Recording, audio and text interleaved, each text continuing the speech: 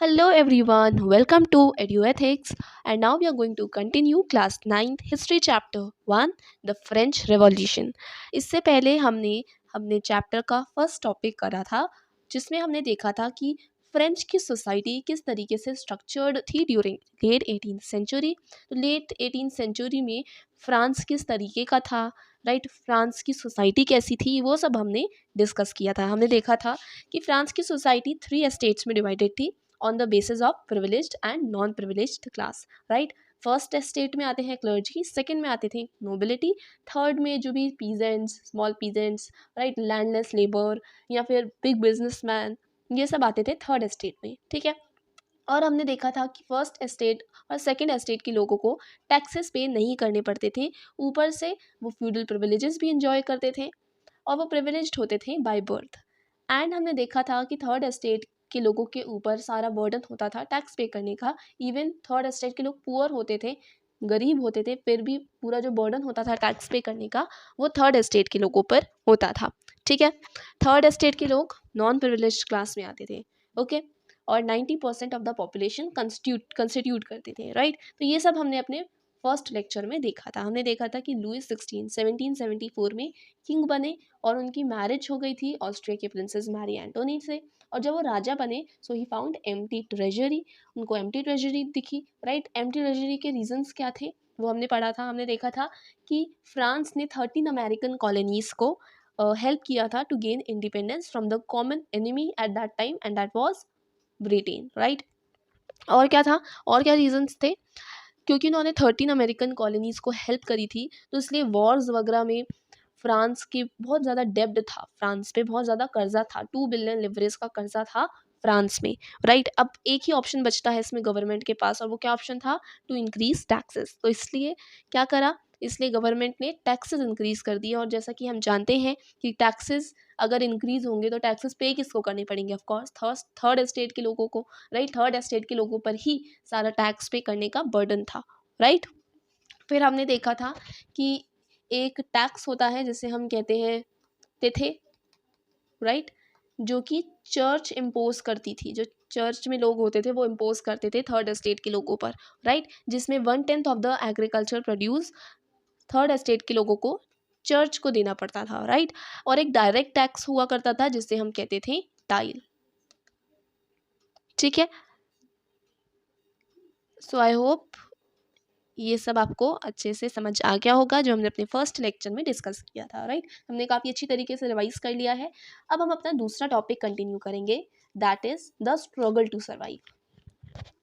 अब देखिए फ्रांस की पॉपुलेशन बहुत ही रैपिडली ग्रो हो गई 60 to 70 ईयर्स के अंदर अंदर। तो 60 to 70 ईयर्स के अंदर अंदर ही फ्रांस की जो पॉपुलेशन है वो रैपिडली ग्रो हो गई, यानी 23 मिलियन से 28 मिलियन पॉपुलेशन हो गई थी फ्रांस की, ठीक है। बहुत ज़्यादा पॉपुलेशन हो गई थी। और इस बार क्या हुआ था, इस बार जो फूड ग्रेन्स हैं वो अच्छी नहीं उग पाई थी। बेसिकली आप कह सकते हैं बैड हार्वेस्टिंग था। जिस बार प्रोडक्शन हुआ था वो इतना अच्छा नहीं हुआ था। क्यों नहीं हुआ था, what was the reason?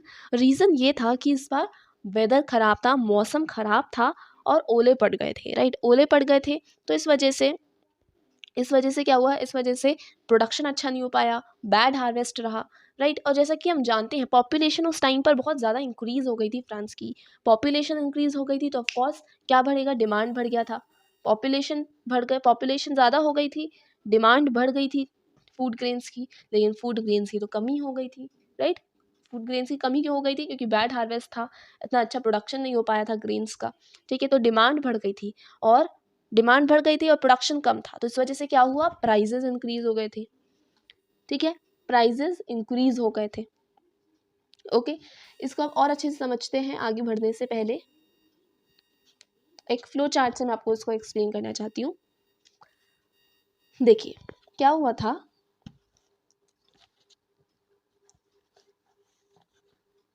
Population जो है फ्रांस की, जो फ्रांस की पॉपुलेशन है वो रैपिडली इंक्रीज हो गई थी, यानी कि 23 मिलियन से 28 मिलियन हो गई थी with in 60 to 70 years, within 60 to 70 years. Okay, fine. Secondly, अब देखिए डिमांड बढ़ गई थी इस वजह से, क्योंकि पॉपुलेशन ऑफ कोर्स इंक्रीज हुई तो डिमांड बढ़ गई, ठीक है। सो demand of food grains increased, लेकिन जो सप्लाई था ग्रेन्स का वो नहीं था, ठीक है। सप्लाई जो था ग्रेन्स का वो इंक्रीज नहीं हो रहा था। क्यों इंक्रीज नहीं हो रहा था? ड्यू टू बैड वेदर, ठीक है। बैड वेदर की वजह से, खराब मौसम की वजह से प्रोडक्शन इतना नहीं हो पा रहा था। प्रोडक्शन नहीं हो पा रहा था तो सप्लाई जो है ग्रेन्स की वो कम हो गई थी, डिक्रीज हो गई थी, वो बढ़ नहीं पा रही थी, और डिमांड वैसे ही ज़्यादा थी, पॉपुलेशन बढ़ गई थी, ठीक है। और इस वजह से क्या हुआ, प्राइजेस बढ़ गए थे फूड ग्रेन्स के। इसको हम एक बार मैं लिख लेती हूँ, then I will explain you through flow chart. Okay, so demand of food grains increased, ठीक है। जो डिमांड है फूड ग्रेन्स की वो इंक्रीज हो गई थी। ओके, बट जो सप्लाई था, सप्लाई ऑफ कोर्स सप्लाई तो कम था, decreased, supply decreased, and that leads to price rise. और इस वजह से क्या हुआ, जो प्राइजेस हैं वो बहुत ज़्यादा बढ़ गए थे, राइट। फॉर एग्जाम्पल आप खुद ही सोचो, कोविड के टाइम पर क्या हुआ था। कोविड के टाइम पर सैनिटाइजर्स की डिमांड बढ़ गई थी, सैनिटाइजर्स की डिमांड इंक्रीज हो गई थी, बट उसका जो प्रोडक्शन है, राइट, इतने मतलब जो सैनिटाइजर्स का प्रोडक्शन है वो इतना कम, मतलब ज़्यादा नहीं था, राइट। प्रोडक्शन डिक्रीज हो गया था, और इस वजह से क्या हुआ, इसकी वजह से क्या हुआ, इस वजह से जो प्राइजेज हैं वो बहुत इंक्रीज हो गए थे सैनिटाइजर्स के। अब तो कुछ भी नहीं है, तो कोई खरीदता नहीं है, राइट, लेकिन उस टाइम पर तो बहुत ज़्यादा हो गए थे, राइट। तो इसी तरह की कुछ सिचुएशन फ्रांस में थी। फ्रांस में क्या हुआ था, पॉपुलेशन बहुत ज़्यादा बढ़ गई थी, ठीक है।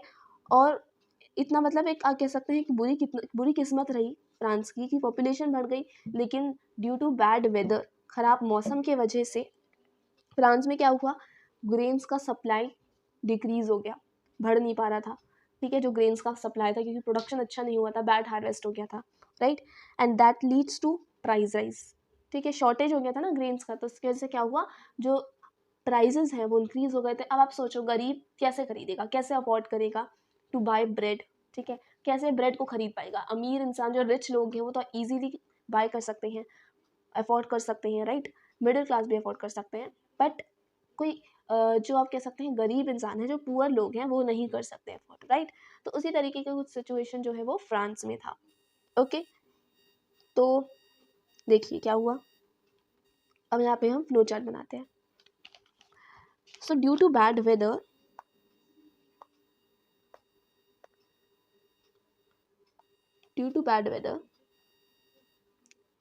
बैड वेदर की वजह से क्या हुआ, बैड हार्वेस्ट,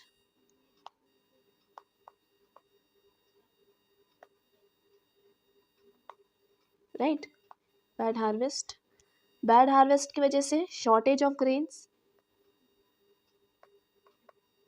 शॉर्टेज हो गया था ग्रेन्स का, ठीक है, लीडिंग टू प्राइस राइज। और इस वजह से क्या हुआ, जो प्राइजेस हैं वो इंक्रीज हो गए थे, जिसकी वजह से जो पुअर लोग हैं वो बाय नहीं कर पा रहे थे, they could not afford to buy bread. Okay, so poorest could, क्योंकि ब्रेड जो थी वो उधर स्टेपल डाइट थी, फ्रेंच लोगों की स्टेपल डाइट थी, could not bye bread. Okay,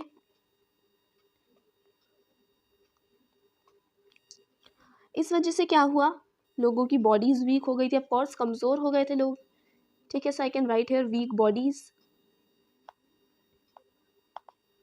और उसके अलावा फूड रायट्स भी होने लग गए थे, ठीक है। इस वजह से क्या हुआ था, फूड रायट्स होने लग गए थे, बहुत लड़ाई झगड़े होने लग गए थे, ब्रेड शॉप्स में रायट्स होने लगे थे, ठीक है। So food riots were common at that time, food riots, ठीक है। इस वजह से क्या हुआ, वीक बॉडीज़ की वजह से एपिडेमिक्स फैलने लग गई, बीमारियां फैलने लग गई, right, disease epidemics. Okay, and food rights की वजह से क्या हुआ, बहुत सारी डेथ्स हुई, राइट। जब लड़ाई झगड़े होंगे तो ऑफकोर्स लोगों की डेथ होगी, और अगर आप बीमार होगी, डिजीजेज होंगी, तो ऑफकोर्स तब भी डेथ होती है, राइट। तो अल्टीमेटली इसका जो पूरे जो साइकिल है उसमें हो क्या रहा है, लोगों की अल्टीमेटली डेथ्स हो रही थी, ठीक है। That is which is leading to subsistence crisis, जिस वजह से क्या होने लग गया था उस टाइम पर, सब्सिस्टेंस क्राइसिस। सब्सिस्टेंस क्राइसिस क्या होता है, वो कंडीशन हो जाती है जिसमें लोगों का सर्वाइवल ही मुश्किल हो जाता है, ठीक है, जिसमें सर्वाइवल एंडेंजर्ड हो जाता है, that is known as subsistence crisis, ठीक है। तो अल्टीमेटली अगर देखा जाए तो हुआ क्या, खराब मौसम हुआ, फिर उसकी वजह से बैड हार्वेस्ट की वजह से ग्रेन्स की शॉर्टेज हो गई थी। ग्रेन्स की शॉर्टेज होने की वजह से, और जैसा कि आप जानते हैं जब डिमांड्स बढ़ जाती है और सप्लाई कम होता है तो प्राइसेस इंक्रीज हो जाते हैं। अभी भी अगर आप मार्केट में फॉर एग्जांपल किसी चीज़ का डिमांड ज़्यादा है लेकिन सप्लाई कम है तो उसका प्राइसेस इंक्रीज हो जाता है, ठीक है। तो प्राइसेस इंक्रीज हुए, अब देखिए प्राइसेस इंक्रीज हुए तो रिच लोग, अमीर लोग, जो हाई क्लास के लोग हैं वो तो इजीली बाय कर सकते हैं ब्रेड को, लेकिन जो गरीब लोग हैं, जो पुअर लोग हैं, वो कैसे बाय कर सकते हैं, वो कैसे खरीद सकते हैं ब्रेड को, राइट। वो अफोर्ड नहीं कर सकते ना ब्रेड को, could not afford to buy bread, right. अब क्योंकि पुअर लोग जो वो नहीं खरीद पा रहे थे ब्रेड को, ब्रेड एक स्टैपल डाइट थी फ्रेंच लोगों की, राइट। इस वजह से लोग कमज़ोर होने लग गए, वीक बॉडीज़ होने लग गई और ब्रेड शॉप्स में फूड राइट्स होने लग गए, ठीक है।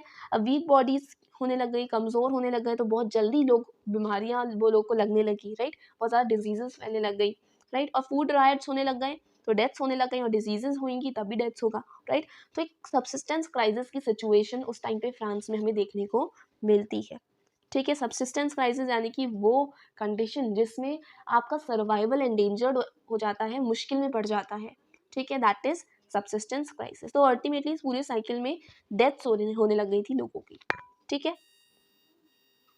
अब देखिए सब्सिस्टेंस क्राइसिस के अलावा जैसा कि हम जानते हैं उस टाइम पे, हाँ, जैसा कि हम जानते हैं उस टाइम पे क्या था, उस टाइम पे मतलब एम्प्टी ट्रेजरी वैसे ही थी, राजा के पास पैसे नहीं थे, राइट। एम्प्टी ट्रेजरी थी, राजा रानी को फुर्सत नहीं थी वर्सलीज को मेंटेन करना, उनको तो वर्सलीज को मेंटेन करना था, राइट। उनको कोई परवाह नहीं थी, राइट, और ऊपर से एम्प्टी ट्रेजरी थी, ओके। तो इस वजह से क्योंकि बहुत ही फाइनेंशियल क्राइसिस हो रहा था, बहुत इकोनॉमिक क्राइसिस चल रहा था, कहाँ पे, फ्रांस में, पैसे नहीं थे। पैसे क्यों नहीं थे वो सब हम मतलब एम्प्टी ट्रेजरी क्यों थी उसके रीजंस हम पहले डिस्कस कर चुके हैं कि फ्रांस ने 13 अमेरिकन कॉलोनीज को इंडिपेंडेंट दिलाया था ब्रिटेन से, तो ये सब रीजंस थे फॉर एम्प्टी ट्रेजरी, राइट। और जैसा कि हम जानते हैं कि 1 बिलियन से भी ज़्यादा कर्जा था किस पे, गवर्नमेंट के ऊपर, ठीक है। गवर्नमेंट के ऊपर 1 बिलियन से भी ज़्यादा कर्जा था, और इस वजह से लुई 16 के पास और कोई ऑप्शन नहीं था। लुई 16 ने तो क्या किया, जो टैक्सेस हैं वो इंक्रीज कर दिए। अब आप सोच सकते हो, एक तरफ मतलब सब्सिस्टेंस क्राइसिस फैल रहा है, लोग के पास पैसे नहीं है कि वो खा सके खाना, ब्रेड नहीं खरीद सकते हैं वो अपने लिए, मर रहे हैं लोग, और ऊपर से आप टैक्सेस इंक्रीज कर रहे हो, तो आप सोच सकते हो किस तरीके की सिचुएशन हो गई थी उस टाइम पे फ्रांस में, ओके। तो चलिए अब हम अगले वीडियो में अगला टॉपिक डिस्कस करेंगे, और अगला टॉपिक है a growing middle class envisages and in to privileges. तो अगले वीडियो में हम देखेंगे कि किस तरीके से एक नई क्लास एमर्ज होती है फ्रांस में, and that was the middle class, ठीक है। तो वो हम अपने अगले वीडियो में डिस्कस करेंगे। तब तक के लिए stay tuned and keep watching, keep learning. Thank you.